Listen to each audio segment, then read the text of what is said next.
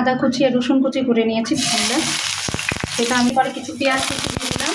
আমার হাজব্যান্ডের পছন্দ হচ্ছে আদা কুচি এবং রসুন কুচি দিয়ে নোনা ইলিশ খাওয়াটা। আমি একটু আদা ছেঁচে নিয়েছি আর রসুনটা আমি একটু ছেঁচে নিয়েছি।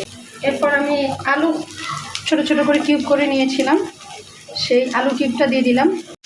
মশলা বলতে এখানে একটু হলুদের গুঁড়ো আর মরিচের গুঁড়ো দিয়েছি, আর কিছুই দিইনি। আলুটা এবং মশলাটা আমি অল্প একটু পানি দিয়ে একটু কষিয়ে নিয়েছি। নোনা ইলিশ আমি ভিজিয়ে রেখেছিলাম দুটো, সেই দুটো আমি দিয়ে দিলাম। আমি পরে ভেঙে দিব। জালটা একটু কমিয়ে আমি ঢেকে দিলাম। এত সুন্দর ভয়েস দিয়ে ভিডিওটা করছিলাম, কিন্তু দুর্ভাগ্য এই মাছটা আর খাওয়া হয়নি।